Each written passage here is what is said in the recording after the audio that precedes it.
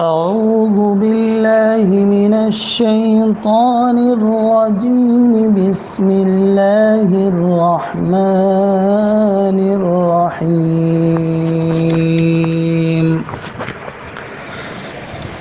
أولم ير الذين كفروا أن السماوات والأرض كانتا رتقا ففتقناهما وجعلنا من الماء كل شيء حي أفلا يؤمنون. وجعلنا في الأرض رواسي أن تميد بهم وجعلنا فيها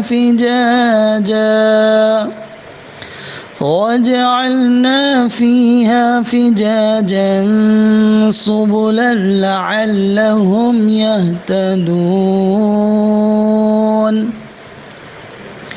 وجعلنا السماء سقفا محفوظا وهم عن آياتها معرضون. وهو الذي خلق الليل والنهار والشمس والقمر كل في فلك يسبحون. وما جعلنا لبشر من قبلك الخلد أفإن مت فهم الخالدون. كل نفس ذائقة الموت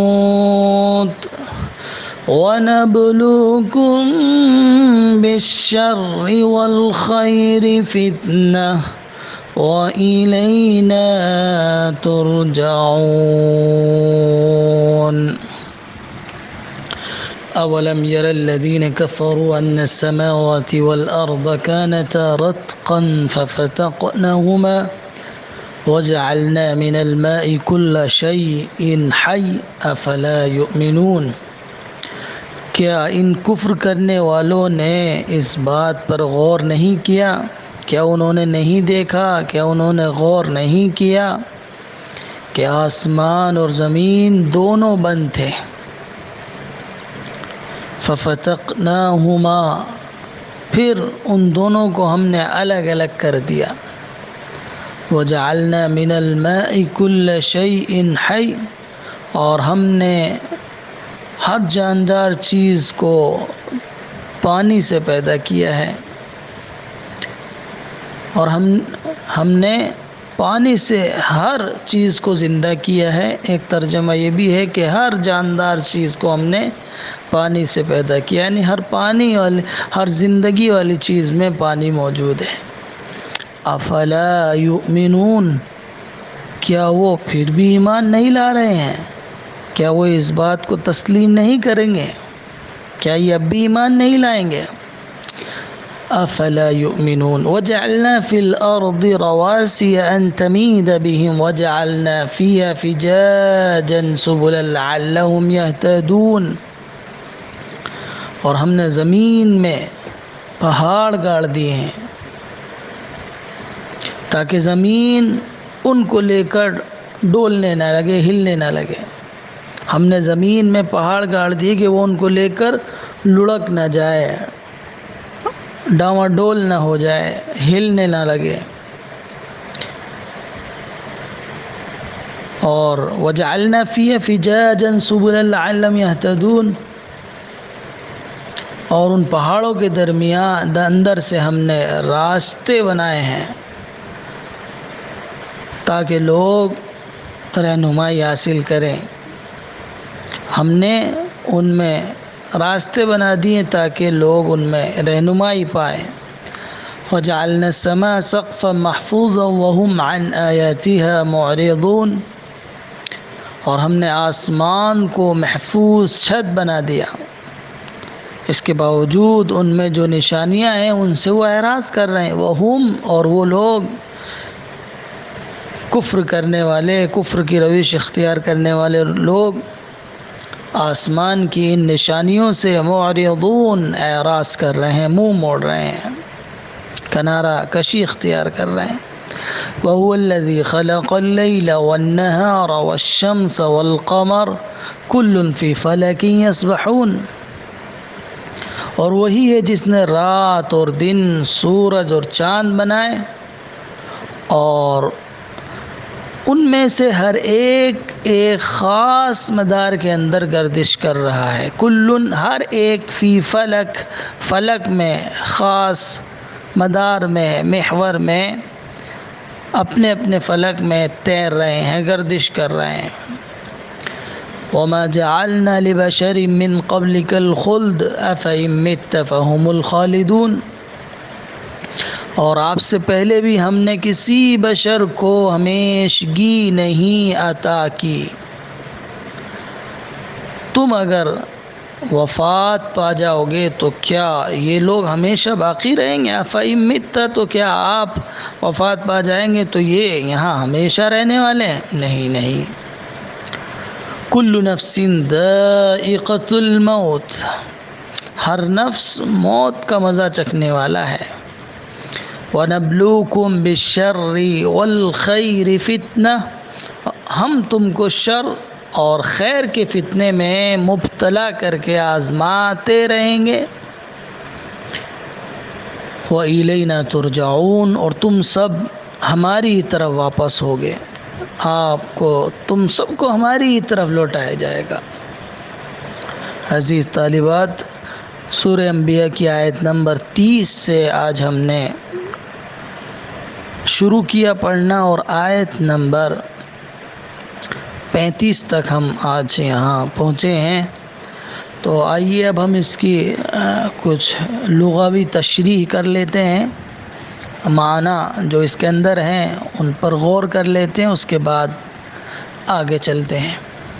سب سے پہلے لفظ ہے یہاں كانتا رتقا ففتقناهما، رتق اور فتق، رتق کے کہتے ہیں دو یا کئی چیزوں کا آپس میں سختی سے جڑا اور چپکا ہوا ہونا۔ اب یہ جڑا ہوا ہونا فطری طور پر بھی ہو سکتا ہے، جیسے پتھر ہوتا ہے، یا کسی کے بنانے سے وہ جڑ گیا ہے، تو ایک فطری طور پر جڑی ہوئی کوئی چیز ہوتی ہے، اور ایک کسی کے بنانے سے ہوتی ہے۔ اور فتح کے معنی ان جڑی ہوئی چیز کو الگ کرنا۔ پھر اس کے بعد لفظ ہے رواسیہ، یہ راسیہ کی جمع ہے، اور رسا یا رسو باب نصرہ سے آتا ہے، اور تو کسی چیز کے کسی جگہ پر ٹھہرنے اور استوار ہونے کے ہوتے ہیں۔ اور اسی سے رواسیہ، اب چونکہ یہ صفت کے طور پر استعمال ہوتا ہے پہاڑوں کی، اور اتنا استعمال ہوتا ہے کہ اس کا موصوف ذکر نہ کیا جائے تب بھی اس سے مراد پہاڑی ہوتے ہیں۔ تو رواسیہ وہ مضبوط پہاڑ جو ایک جگہ جم کر ٹھہرے ہوئے ہوں، ان کو کہا جاتا ہے۔ پھر اس کے اندر آگے لفظ ہے ان تمید، ماد یمید میدن، کسی بڑی چیز کا ہلنا یا حرکت کرنا۔ وجعلنا فیہ فجاج، فج کی جمع ہے فجاج، دو پہاڑوں کے درمیان کشادہ راستے کو کہتے ہیں، یعنی دو پہاڑوں کے درمیان کشادگی جو ہوتی ہے چلنے کے لیے، اس کو الفج کہتے ہیں۔ اہتدا یا اہتدی سے یہتدون، رہنمائی پانا، سیدھی راہ پر چلنا۔ وَجَعَلْنَا السَّمَاءَ سَقْفًا محفوظ، سقف چھت محفوظ جس کی حفاظت کی گئی، یعنی محفوظ چھت۔ وَهُمْ عَنْ آيَاتِهَا مُعْرِضُونَ، معرضون اس میں فاعل کا جمع کا صیغہ ہے، معرض، معرضان، معرضون اعراض کرنے والے۔ کنارہ کشی اختیار کرنے والے، منہ موڑنے والے۔ وَهُوَ الَّذِي خَلَقَ اللَّيْلَ وَالنَّهَارَ وَالشَّمْسَ وَالْقَمَرَ كُلٌّ فِي فَلَكٍ يَسْبَحُونَ۔ فلک ستاروں کا مدار، یعنی ستارے جہاں گردش کرتے ہیں، گھومتے ہیں، اپنا عمل وجود میں لاتے ہیں، جو کام بھی ان کے ان ستارے سیاروں کے ہیں، اور وہ جو مقام ہے ان کا، وہ جگہ ہے جہاں پر وہ گردش کرتے ہیں، اس کو فلک کہتے ہیں۔ اور فلک آسمان کو بھی کہا جاتا ہے۔ یسبحون، سبح یسبحو کے سبحن و سباحتن کے اصل معنی پانی یا ہوا میں تیز رفتاری سے گزر جانے کے ہیں، یعنی کوئی بھی کام آدمی تیزی سے کرے، محنت سے کرے، اس لیے پانی میں تیرنے کو سباحہ تیراکی، اس میں تھکنا ہوتا ہے اپنے آپ کا آدمی کا۔ تو استعارے کے طور پر یہ لفظ خلا میں جو شمس و قمر اور ستاروں کی گردش ہے اس کے لیے استعمال ہوتا ہے۔ کل فی فلک یسبحون، سب اپنے اپنے مدار میں تیزی سے چل رہے ہیں۔ وما جعلنا لبشر من قبلک الخلد خلد یخلد خلدا وخلودا، اس کے معنی ہوتے دوام، ہمیش کی۔ أَفَإِن مِتَّ فَهُمُ الْخَالِدُونَ كُلُّ نَفْسٍ ذَائِقَةُ الْمَوْتِ، ذَاقَ يَذُوقُ، ذوقاً کے معنی چکھنا، ذائقہ مؤنث کا صیغہ اسم فاعل کا ہے، ذائقٌ مزہ چکھنے والا، اور ذائقۃ مزہ چکھنے والی، اور چونکہ نفس مؤنث ہوتا ہے اسی مناسبت سے یہ ذائقہ لفظ آیا ہے، تو ہر نفس موت کا مزہ چکھنے والا ہے۔ وَنَبْلُوكُمْ بِالشَّرِّ، بلا یبلو آزمانا، شر مصیبت پریشانی، خلاف مزاج کسی بات کا پیش آنا اس کو شر کہتے ہیں، خیر مزاج کے موافق کسی چیز کا واقع ہونا بھلائی، فتنہ یہ تاکید کے لیے اس کے معنی آزمائش ہوتے ہیں۔ وَإِلَيْنَا تُرْجَعُونَ، رجع یرجعو، رجع یرجعو کے معنی لوٹنا، اس سے مجہول کا صیغہ ہے، ترجعون لوٹائے جاؤ گے، الینا ہماری طرف، تو یہ اس کے لغوی معنی ہو گئے۔ آئیے اب ہم اس کی تفسیر کرتے ہیں۔ تو آیت نمبر 30 ہے، اولم یر الذین کفروا ان السماوات والارض کانتا رتقا ففتقناہما۔ تو اس آیت کی جو تشریح ہے اس میں دو باتیں مفسرین نے کہی ہیں، دو طرح کی رائے ہیں۔ پہلی بات تو یہاں یہ سمجھیے کہ یہاں لفظ جو اولم یرا، یرا استعمال ہوا ہے، را یرا کے معنی دیکھنا ہوتا ہے، تو ایک دیکھنا ان آنکھوں سے بھی ہوتا ہے اور ایک دیکھنا اندر سے بھی ہوتا ہے، عقل کے ذریعے سے کوئی چیز آدمی بھانپنا سمجھنا، علم مراد ہوتا ہے وہاں پر۔ تو یہاں وہی ہے، یعنی کیا یہ لوگ غور و فکر نہیں کرتے، عقل سے سوچتے نہیں ہیں کہ جن لوگوں نے کفر کیا ہے کہ یہ جو آسمان اور زمین تھے یہ دونوں بند تھے؟ تو پہلے میں اس کی وہ تفسیر آپ کے سامنے پیش کروں گا کہ جو صحابہ سے بھی منقول ہے اور زیادہ تر مفسرین نے اسی کو ترجیح دی ہے، وہی زیادہ آیتوں کا آگے سے بھی قرین قیاس وہی تفسیر لگتی ہے۔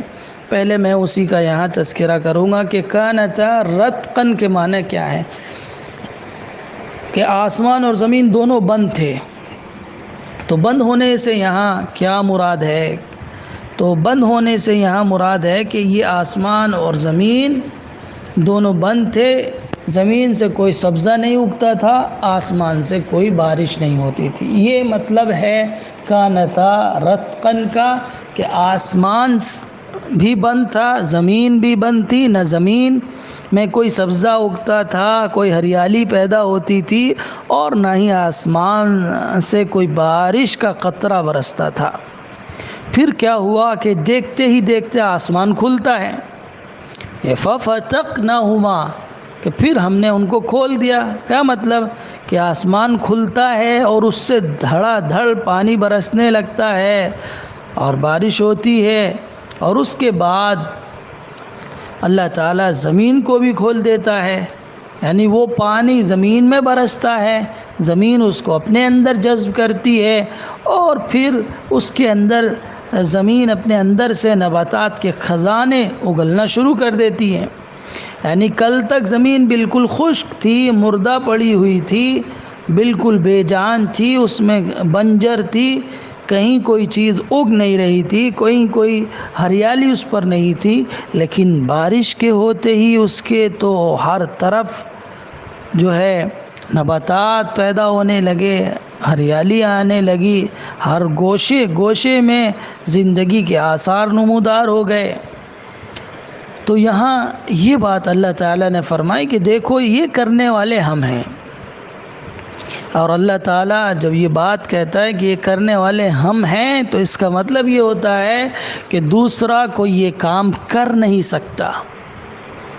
اللہ اپنی قدرت کاملہ کا مظاہرہ کرتا ہے اور اپنی قوت کا مظاہرہ کرتا ہے کہ دیکھو یہ کرنے والے ہم ہیں، کوئی یہ دوسرا کرنے والا نہیں ہے۔ آسمان کو کھولنے والے، وہاں سے بارش کو نازل کرنے والے، زمین کو حکم دے کر اس پانی کو زمین کے اندر جذب کرانے والے ہم ہیں۔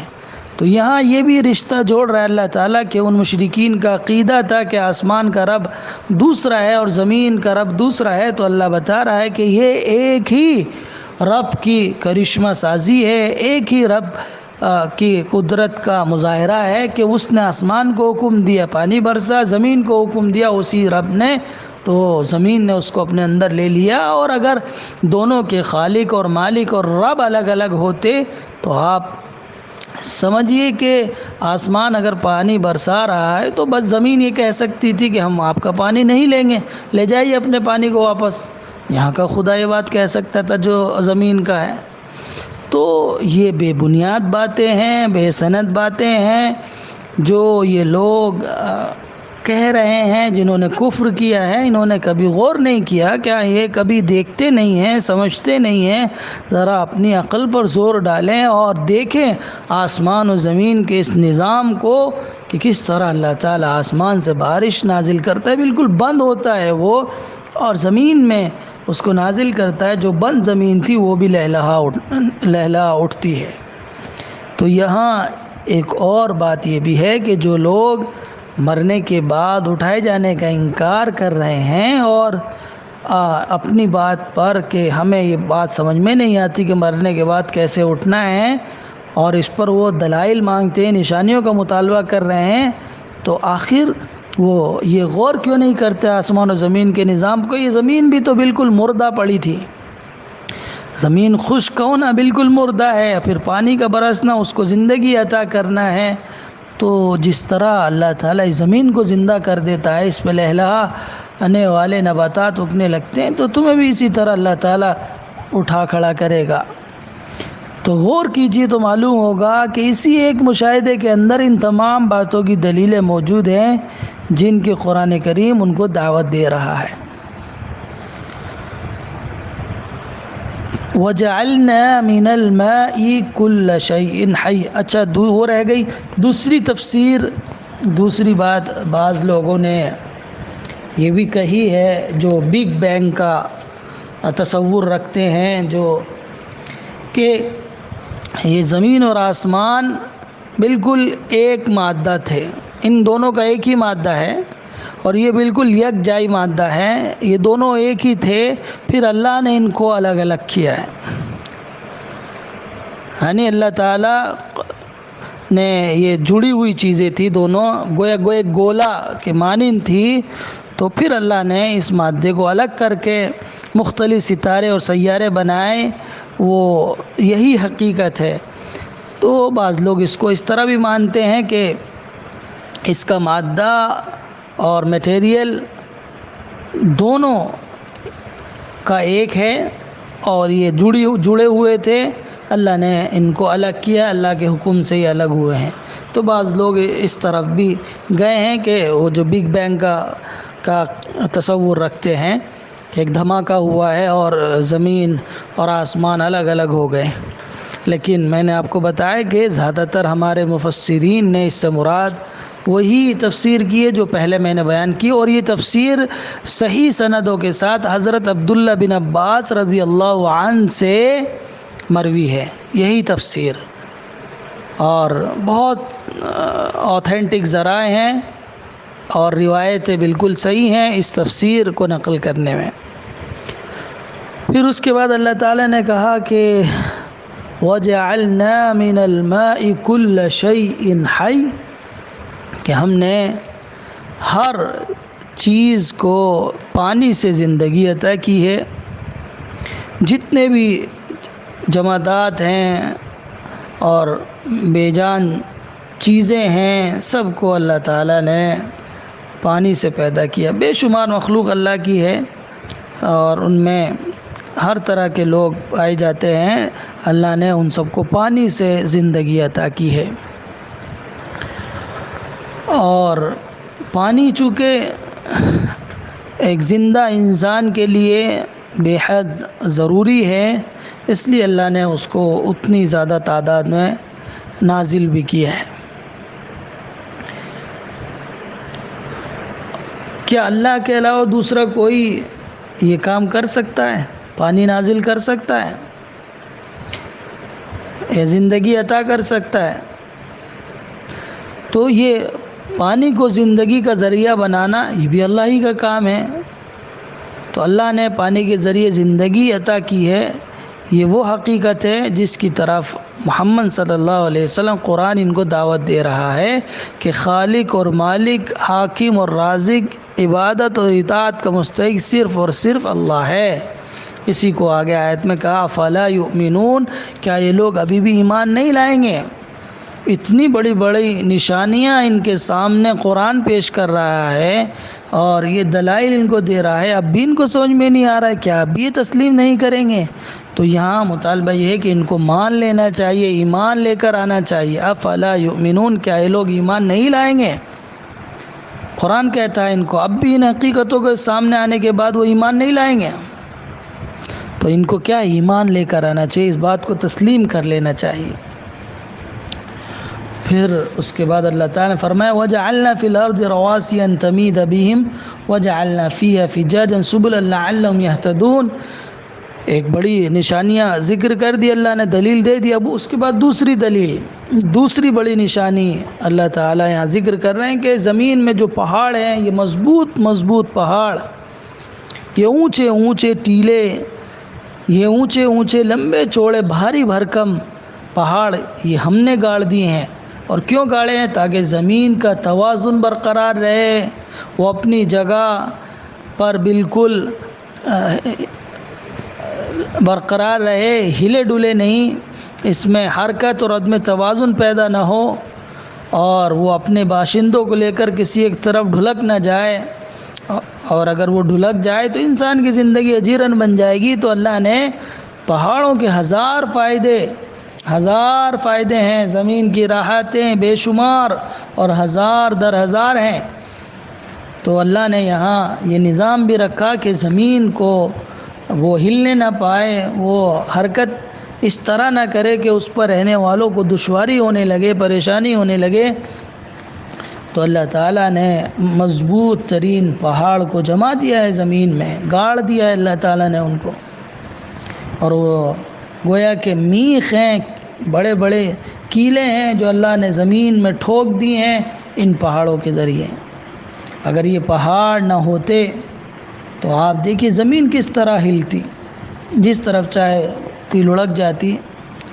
پھر اس کے بعد وجعلنا فیہا، اور ان پہاڑوں اور میں اللہ تعالیٰ نے بہت سے کشادہ راستے بنائے ہیں، اور میں نے ذکر کیا تھا رواسی عربی میں پہاڑوں کی صفت کے لیے آتا ہے اور مضبوط پہاڑ کے لیے استعمال ہوتا ہے۔ تو فرمایا ہم نے زمین میں پہاڑ گاڑ دیے جو اس کے توازن کو قائم رکھے ہوئے ہیں اور کسی سمت کو وہ لڑکتے نہیں، اور یہ بھی اللہ نے اہتمام کیا کہ ہم نے ان پہاڑوں کے درمیان میں کشادہ راستے لوگوں کے لیے بنائے ہیں، اور تاکہ لوگ ایک علاقے سے دوسرے علاقے اور ایک ملک سے دوسرے ملک تک بآسانی بسہولت جا سکیں، لعلہم یہتدون، تاکہ وہ رہنمائی حاصل کر لیں، ان سے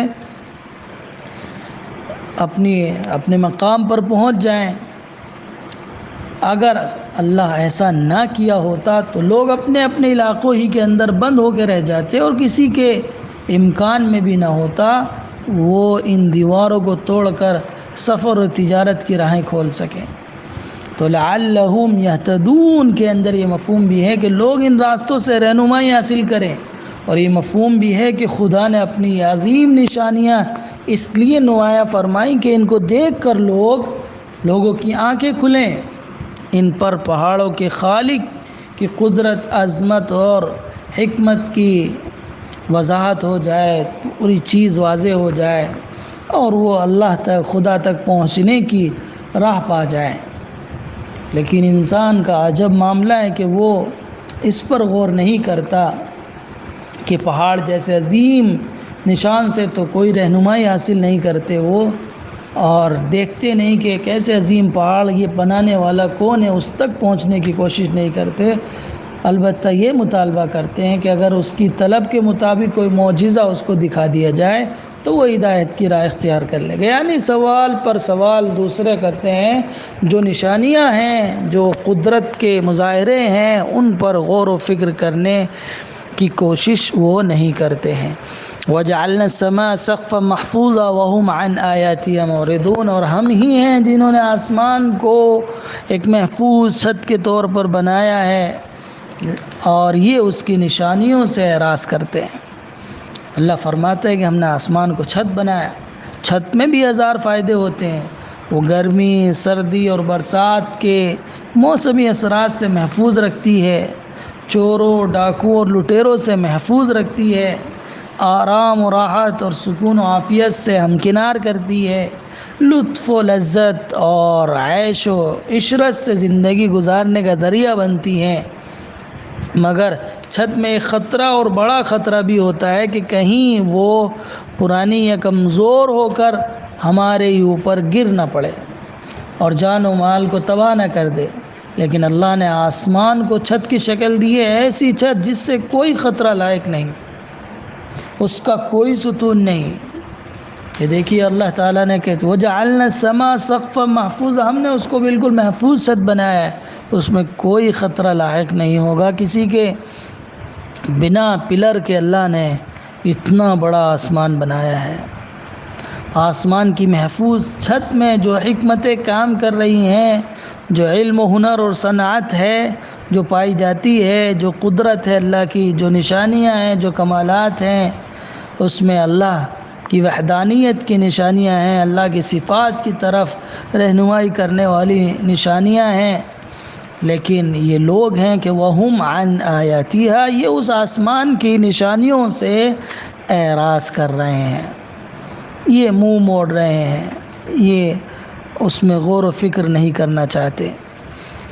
پھر اور آگے وَهُوَ الَّذِي خَلَقَ اللَّيْلَ وَالنَّهَارَ وَالشَّمْسَ وَالْقَمَرَ كُلٌّ فِي فَلَكٍ يَسْبَحُونَ، کہ وہی ذات ہے، وہی اللہ ہے جس نے رات کو پیدا کیا، دن کو پیدا کیا، سورج اور چاند کو پیدا کیا، اور ہر ایک اپنے مدار میں گردش کر رہا ہے، کام کر رہا ہے، کوئی اس سے بالکل منہ نہیں موڑتا۔ جو اللہ وہ اپنے ڈیوٹی اللہ نے جس کی لگا دی ہے وہ اسی کو کر رہے ہیں۔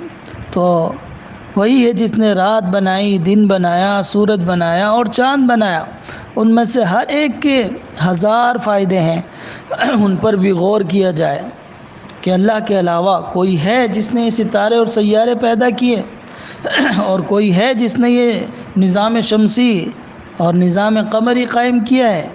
کسی اور کی قدرت، کسی اور کی حکمت و دانائی اور علم، اور کسی اور کا کمال اور ہنر اور کاریگری کیا اس میں کام کر رہی ہے؟ ہرگز نہیں، ہرگز نہیں۔ اللہ تعالیٰ کا حکم ہے، اور سارے ستارے اور سیارے اپنے فلک میں تیر رہے ہیں، اپنا کام کر رہے ہیں، جو بھی اللہ نے ان کے ذمے کام لگایا اس میں پوری طرح سے مگن ہے، اسی گردش میں ہے۔ تو کل فی فلک یسبحون سے مراد یہاں کل سے مراد سورج اور چاند ہیں، اور ہر وہ جو اس آسمان میں ستارے اور سیارے ہیں یہ سب مراد ہیں اس سے۔ تو سورج اور چاند اپنے اور ستارے اپنے متعین مدار میں حرکت کرتے ہیں، ان کی مجال نہیں کہ یہ اللہ کے کسی حکم سے منحرف ہو جائیں۔ تو آپ دیکھیے اگر ذرہ برابر بھی سورج اور چاند ادھر سے ادھر ہو جائیں تو سارے نظام کائنات میں خلل واقع ہو جائے گا، سارا سسٹم بگڑ کے رہ جائے گا۔ تو یہ اللہ نے اتنا بڑا نظام چلایا ہے کہ اس میں ایک سیکنڈ کا بھی فرق واقع نہیں ہوتا۔ تو کیا یہ نہیں دیکھتے کہ اس نظام کو چلانے والی ذات صرف ایک ہے، جس نے ان کو پیدا کیا وہی ان کو چلانے والی ہے؟ تو کیا یہ غور نہیں کرتے؟ کیا ان کو نظر نہیں آتا؟ یہ سب اللہ اسی لیے تاکہ یہ لوگ اس سے عبرت حاصل کریں، اس میں غور و فکر کریں، اور ان کو نظر آئے کہ ان کا پیدا کرنے والا ہے اور وہی ان کو چلا رہا ہے۔ تو اس پر یہ ایمان لے کر آئیں، اس دعوت کو قبول کر لیں جس دعوت کو محمد صلی اللہ علیہ وسلم لے کر آئے ہیں اور جس کی طرف ان کو دعوت دی جا رہی ہے۔ بار بار قرآن ان کو غور و فکر کی دعوت دیتا ہے، بار بار ان کو ان کے سامنے دلائل پیش کرتا ہے۔ پھر آگے فرمایا کہ وما جعلنا لبشر من قبلک الخلد، اور ہم نے آپ سے پہلے کسی انسان کے لیے بھی اس دنیا میں ہمیشگی عطا نہیں کی ہے۔ کسی انسان کو بھی ہم نے اس لیے پیدا نہیں کیا ہے کہ وہ اس دنیا میں ہمیشہ رہے۔ جو اس دنیا میں پیدا ہوا ہے وہ اس دنیا سے جانے کے لیے پیدا ہوا ہے۔ کوئی کتنا ہی مقرب ہو جائے، کوئی کتنا ہی عظیم ہو جائے، کوئی کتنا ہی پیارا ہو جائے، لیکن اس کی موت آنا یقینی ہے۔ تو نبی صلی اللہ علیہ وسلم پر یہ لوگ اعتراض کرتے تھے کہ الحاظ الا بشر مثلکم، یہ تو بس تمہارے ہی جیسے ایک بشر ہیں، یعنی جس طرح تم کھاتے پیتے ہو اسی طرح یہ بھی کھاتے پیتے ہیں، اور جس طرح تم ایک دن مر جاؤ گے اسی طرح یہ بھی ایک دن مر جائے گا۔ تو اپنے ہی جیسے ایک انسان کو نبی اور رسول ماننے سے کہ کیا معنی، کیا فائدہ ہو رہا ہے اس کا؟ تو یہاں اس اعتراض کا جواب ہے کہ ہم نے آپ سے پہلے بھی کسی انسان کو ہمیشگی اور دوام نہیں عطا کیا، نہیں مقرر کیا اس کے لیے۔ تو افئمتا، تو آپ مر جائیں گے تو کیا یہ ہمیشہ رہنے والے ہیں؟ تو اگر یہ آپ کی موت پر خوش ہو رہے ہیں تو ان کو بھی تو مرنا ہے، اور جب مرنا ہے تو ہمارے پاس آنا ہے تو ہم ان سے بتائیں گے کہ یہ کیا کر کے آئے ہیں، ان سے پوچھ گچھ ہوگی وہاں پر۔ تو نبی اور رسول ہونے کے لیے زندہ جاوید ہونا ضروری نہیں ہے۔ کوئی نبی اللہ نے ایسا نہیں بھیجا کہ جو ہمیشہ رہنے والا ہو، اور جن نبی اور انبیاء اور رسول کو یہ مانتے ہیں ان سے پوچھو کہ کیا وہ ہمیشہ رہے، جن پر یہ بھی ایمان رکھتے ہیں۔ یہ کفار مکہ جن کو تسلیم کرتے ہیں، جن کو مانتے ہیں، وہ بھی ہمیشہ نہیں رہنے والے تھے، وہ بھی ہمیشہ نہیں رہے۔ تو کوئی ہمیشہ اس دنیا میں رہنے والی ذات نہیں سوائے اللہ کی۔ تو اس لیے آگے فرمایا کہ کل نفس ذائقۃ الموت، کہ ہر نفس موت کا مزہ چکھنے والا ہے، ہر نفس کو مرنا ہے، موت ہر ایک کو آئے گی، کوئی نہیں بچے گا۔ جو اس دنیا میں پیدا ہوا ہے اس کو مرنا ہے، موت سے کسی کو مفر نہیں، کوئی موت سے بھاگ نہیں سکتا، چاہے جہاں پہنچ جائے، قلعوں میں بند ہو جائے، موت سے کسی کو کوئی دوستی نہیں ہے، ہر ایک کو موت آئے گی۔ تم سے پہلے بھی کوئی ایسا نہیں گزرا ہے جو اس چیز سے محفوظ رہا ہے۔ اگر تم ایک دن وفات پا جاؤ گے تو یہ ہمیشہ زندہ رہنے والے نہیں ہیں لوگ، یہ بھی لازماً ایک دن اس موت سے دوچار ہوں گے۔ یہ موت تو انسان کے لیے ایک لازمی چیز ہے، اس کا مزہ تو ہر ایک کو چکھنا ہی ہے۔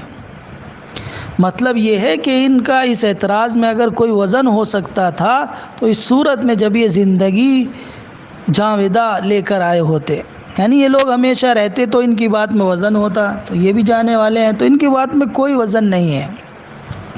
تو اللہ نے یہاں پر دیکھیے 3 چیزوں پر کی بہت تاکید کی ہے، 3 چیزوں کی طرف اس آیت کے اندر، یہ آخری آیت نمبر 25 میں اشارہ اللہ نے کیا ہے کہ ہر ایک کو مرنا ہے۔ دوسری یہ کہ جو بھی اس دنیا میں آیا ہے اس کو اچھے اور برے حالات سے گزرنا ہے۔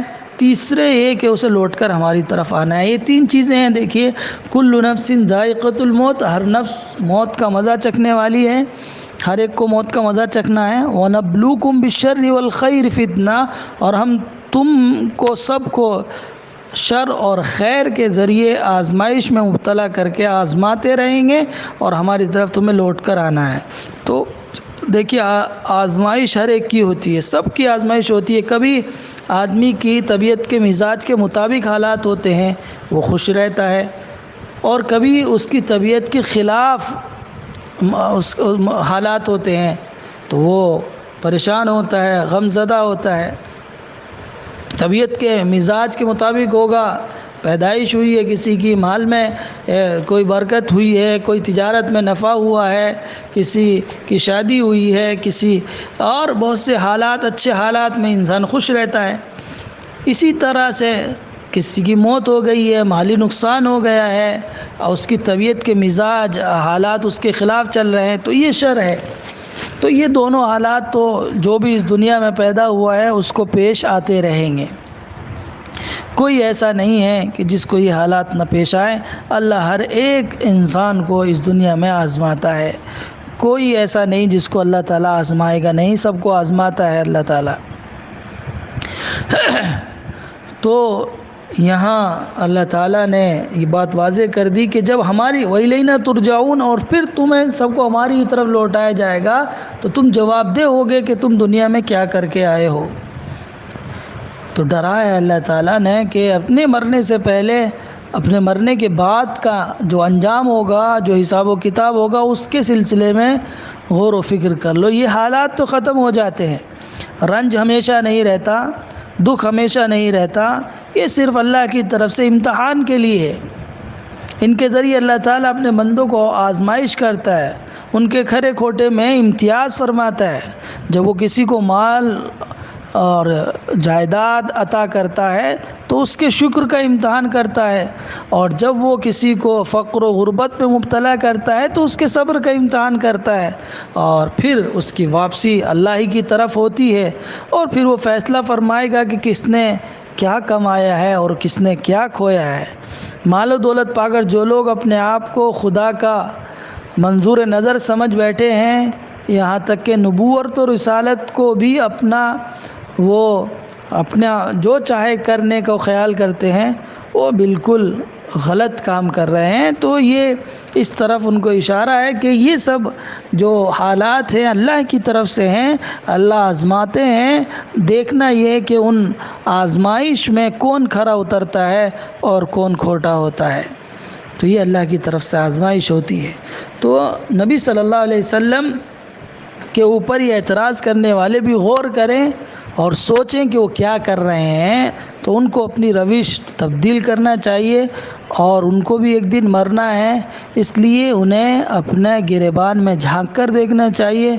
اور ہمارے لیے بھی اس میں سبق عبرت ہے کہ ہم جو دنیا میں کر رہے ہیں ہماری کیا حالت ہے۔ اگر ہم اطاعت و فرمانبرداری کے راستے پر ہیں تو یہ ہمارے لیے بڑی بشارت ہے، شکر کا مقام ہے، اور اگر ہم راہ صراط مستقیم پر نہیں ہیں، نبی کے طریقے کے مطابق زندگی نہیں گزر رہی ہے، تو بھی ہمیں غور و فکر کرنا چاہیے کہ ہمیں واپس اللہ ہی کی طرف لوٹنا ہے، اور پھر وہاں ہمیں اپنی زندگی کے بارے میں جواب دہ ہونا ہے۔ تو ہمیں بھی غور و فکر کرنے کی ضرورت ہے۔